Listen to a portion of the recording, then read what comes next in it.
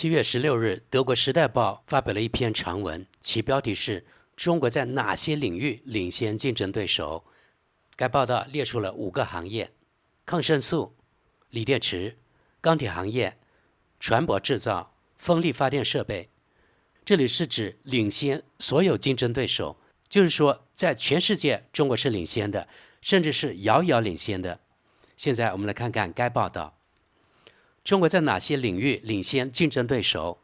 近年来，中国已在多个关键产业跃居全球市场主导地位。通过精准的产业攻势，中国甚至在专利申请量上也占据统治地位。中东有石油，我们有稀土。据传，中国传奇经济改革家邓小平早在1987年就洞悉了中国必须进行战略投资的领域。自上世纪80年代起，中国就系统性布局这类矿物的加工和出口。殊知，无论是智能手机、火箭、电动汽车，还是风力发电机，都离不开稀土资源。如今，中国掌控着全球约60%的稀土开采量，我们见下图，和90%的加工产能。在中美贸易摩擦中，稀土已成为中国当局抗衡特朗普高额关税的关键战略杠杆。在稀土开采领域同样领先，中国占全球稀土矿开采总量的百分比。2000年开始的10年时间里，中国占全球稀土开采约95%，随后下降，最低点大概在疫情期间，之后缓慢上升至70%左右。这是美国地质调查局的数据。稀土只是中国瞄准全球市场领导地位的典型案例之一。2015年，中国政府启动中国制造2025计划，旨在将中国打造成为自主的高科技制造强国。这标志着中国告别了仅靠廉价劳动力充当国际企业代工厂的时代。此后，中国在信息技术、电动汽车和医疗技术等领域都投入了巨额资金。如今，中国已在众多领域成为全球市场的领导者。以下是5个代表性行业：抗生素、锂电池、钢铁行业、船舶制造、风力发电设备。抗生素产业，2022年新冠危机期间，医药领域依赖性的严重后果显露无遗。中国在严格清零政策下的封城，导致抗生素活性成分减产，欧美随即出现阿莫西林等原材料紧缺状况，生产重心向中国转移。中国占全球抗生素出口总量的百分比。朋友们，这里点评一下，西方说要减少对中国的依赖，目前看来并没有减少多少，还占41%左右，而且从总趋势来看，中国占比是上升的。好，继续往下，中国制药企业已在关键抗生素领域占据全球市场主导地位。自2000年代以来，中国医药产业就专注于大规模生产用于仿制药的原材料和中间产品。如今，抗生素类药物基本都属于不受专利保护的仿制药品种。虽然印度是许多仿制药的生产地，但印度企业完全依赖从中国进口的医药中间产品。与国际同行相比，中国制药企业凭借低廉的人力成本、很低的环保标准以及政府补贴获得竞争优势。在西方工业国家，多数抗生素仿制药生产商已关闭本土工厂，这些工厂根本无利可图。其直接后果是，对于阿莫西林这种全球治疗肺炎和咽喉炎的核心原材料，中国企业目前掌握着80%的原料供应。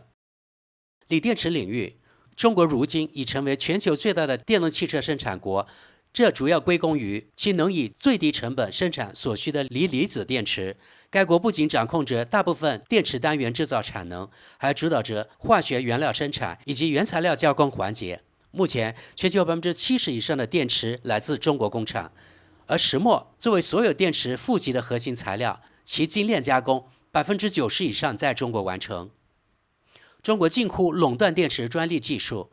中国在锂离子电池生产领域的专利申请占比，从下图看，中国的锂离子电池专利从2000年的约6%到2024年竟然高达80%，甚至更多。中国政府大力推动电动汽车发展，这使得众多电池企业得以建立技术优势，但这一发展也带来副作用。目前，过多企业生产过多电动汽车，即使在中国市场也出现需求饱和。制造商不得不降价促销，导致利润空间持续压缩，更多电动车转向出口。比亚迪等大型车企和宁德时代等电池制造商正以低价策略进军全球市场。这种淘汰赛也引发大量企业破产，300家初创企业如今只剩下50家。小鹏汽车 CEO 何小鹏断言，他认为短期内这50家中仅7家能够存活，行业困境未见缓解。磷酸铁锂电池 LFP 同样呈现爆发式增长。这类电池在化学成分上与锂离子电池不同，具有更高安全性和更长寿命。2024年全球装配的电动汽车电池中，近半数采用 LFP 技术，其中80%产自中国。不过，该技术能否长期占据主流，仍有待观察。国际竞争对手的表现同样堪忧。瑞典电池制造商 Northvolt 等企业已宣告破产。即使目前仍占据欧盟市场主导地位的韩国企业如 LG 新能源，未来5年预计也将萎缩65%。钢铁行业，中国企业主导全球钢铁生产已长达数十年。早在1996年，中国就取代日本成为全球最大钢铁生产国。如今，中国钢厂产量占全球粗钢总产量半数以上。2023年，中国钢铁产量约达10亿吨。相比之下，印度产能约 1.4 亿吨，日本8700万吨，美国8100万吨和俄罗斯7600万吨紧随其后。据世界钢铁协会数据，2023年全球50大钢企中有27家来自中国。国有巨头中国宝武集团稳居全球榜首，其产量是排名第2的跨国集团 ArcelorMittal 的2倍。虽然韩国、日本和印度也有大型钢企，但德国最大钢铁生产商蒂森克虏伯仅排名第42位。中国国企领先，中国占全球粗钢总产量的百分比。从这个图来看，中国粗钢产量确实可以用遥遥领先来形容。中国从农业国崛起为经济强国的历程，离不开本土钢铁产业的支撑。1980年代的经济腾飞，主要依靠国家大力推动的基础设施建设，如桥梁、铁路，以及为推进城镇化而大规模兴建的住宅和商业建筑，这2大领域都是耗钢大户。然而如今，基础设施建设已接近自然极限，加之2年前中国房地产市场的崩盘，导致钢铁出口显著增长。2023年出口量突破9000万吨，同比急增超30%。这个本就享受高额补贴的行业，其过剩产能正越来越多转向出口。这也解释了为何欧盟等多国对中国廉价钢铁加征关税。更何况，美国通过关税壁垒，也正逐渐丧失作为销售市场的吸引力。德国知识点评，大家发现了吗？西方媒体的报道中，中国的所有产业都是享受国家高额补贴的。中国政府钱真多啊，可以数10年补贴所有产业。可能只有通过给中国产业扣上补贴帽子，才能让他们从自己的失败中找到些许自我安慰吧。船舶制造业，虽然东亚数十年来一直是造船业的传统重镇，但中国长期未能主导这一领域。早期最大的领军船企来自日本，后由南朝鲜接棒。2002年，时任总理朱镕基明确指出，中国有望成为世界最大造船国的战略目标，并指示政府部门支持船舶工业发展。如今，中国已实现这一宏图。根据美国贸易代表办公室今年1月的调查报告，在全球规模达1500亿美元的造船产业中，中国的市场份额从2000年的约5%跃升至2023年的超50%。国家补贴政策是主要推动力，无论是集装箱船、邮轮还是散货船，中国几乎包揽所有船型建造，仅邮轮领域仍由欧洲船厂牢牢掌控。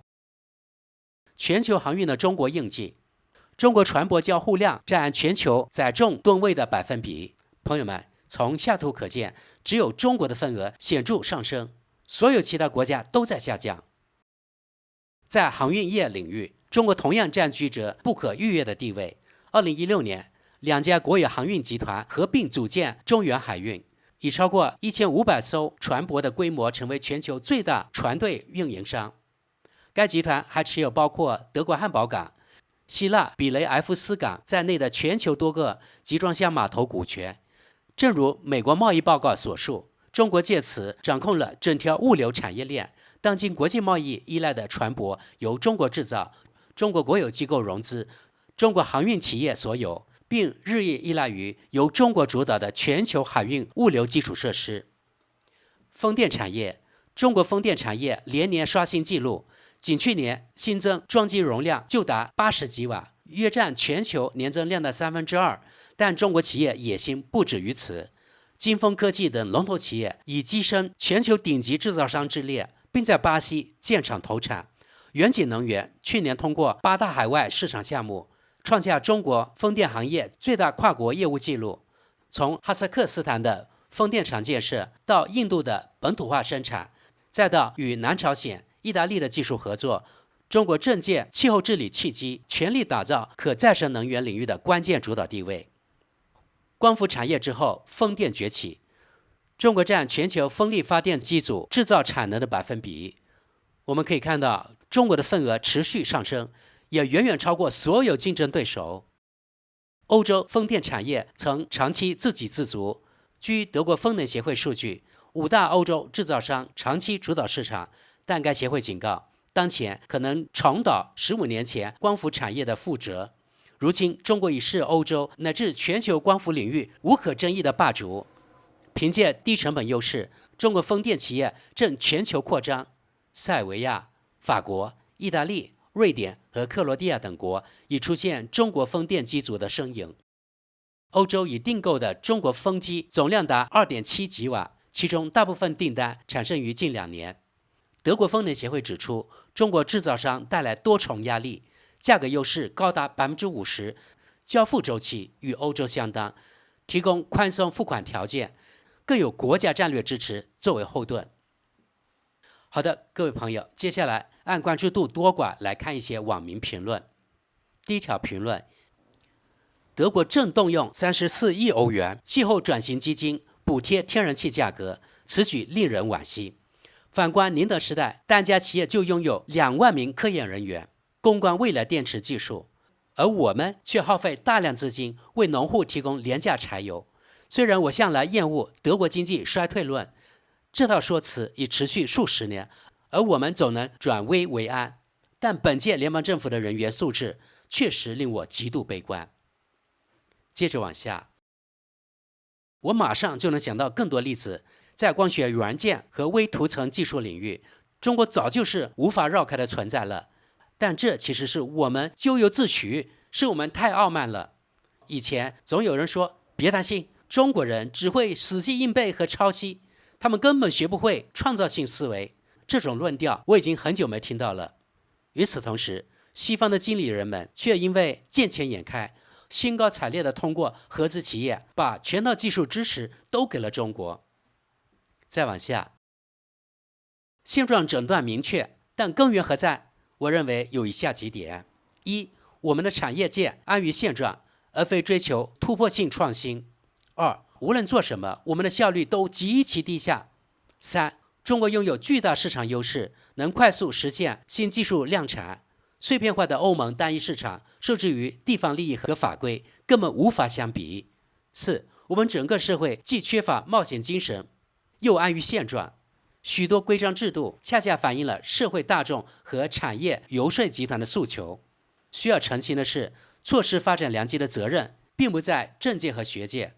无论是锂离子电池、稀土还是其他关键领域，在中国占据主导地位前，业界早已发出多年预警。但我们的产业体系只追求短期盈利，完全缺乏长期的战略定力。下一则，中国的崛起，尤其是离不开欧美制造业的贡献。毕竟自70年代以来，各方都争相涌入中国。起初是看中那里低廉的生产成本，继而因为中国逐步成为消费市场，自然要本土化布局。但中国很聪明，通过或多或少带有强制性的合资要求，数十年来确保了巨额资金和技术转移。对了，还有额外的发展援助。所以如今那些将中国视为本产业威胁的人，也该想想是谁把中国培养成现在这个样子的。继续往下，我们简直天真到令人发指。至今还有人鼓吹中国供货如何价廉物美，能帮我们节省开支。过去20年，证据确凿，中国正通过环境倾销和社会倾销与我们恶性竞争，其气候倾销造成双重打击，也就是中国经济产生的全球二氧化碳排放加剧我们这里的气候灾难，而我们却因本土生产不足被成本压得喘不过气来。更严峻的是战略层面，中国掌控着钢铁、炸药、稀土、自主可持续能源系统等所有大战必备物资，更是俄罗斯和朝鲜的工业支柱。我们的政客都在昏睡吗？再往下，也该让别人领跑一回了。竞争本来就应该是这样的，我们大可以虚心向中国取经。难不成所谓竞争就是前排座位永远内定，其他人只配做廉价劳动力？下一则，中国的发展成就令人叹服，值得认可与尊重。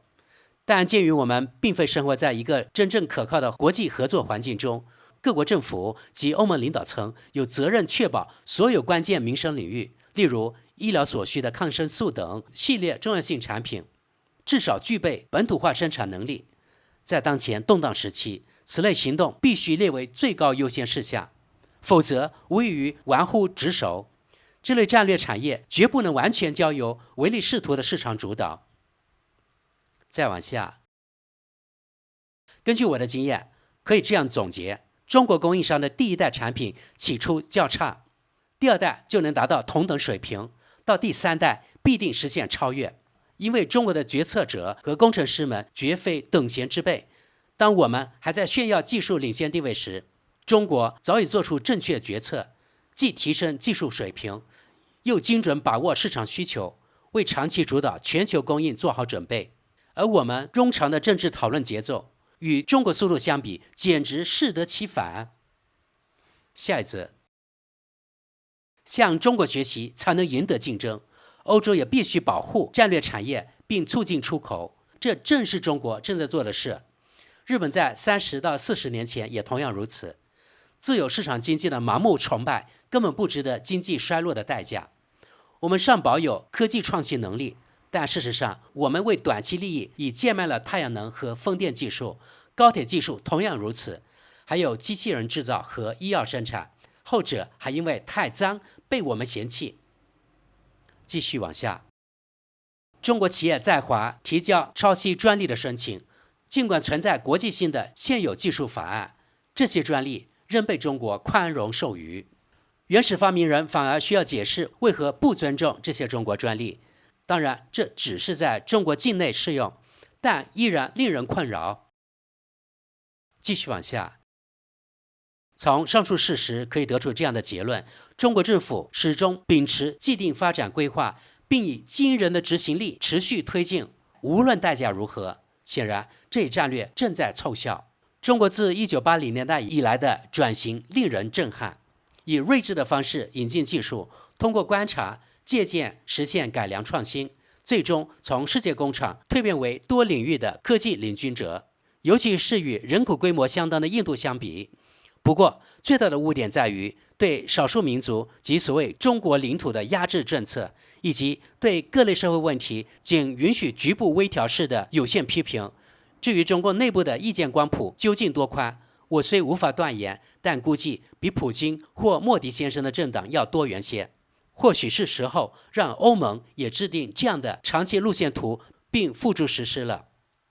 咱们看最后一条评论：中国人的决策层比我们整个欧盟都要高明，这显然得益于其政治人才的教育背景和务实的世界观。如今，连欧洲人也开始意识到这一点。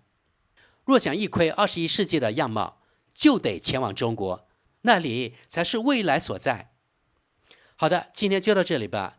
这期节目网民评论总算正常了一点，因为上述方面确实德国及整个欧洲以及整个世界都不如中国。另外，文章没有提及人工智能以及人形机器人，这些方面欧洲当然也不如中国。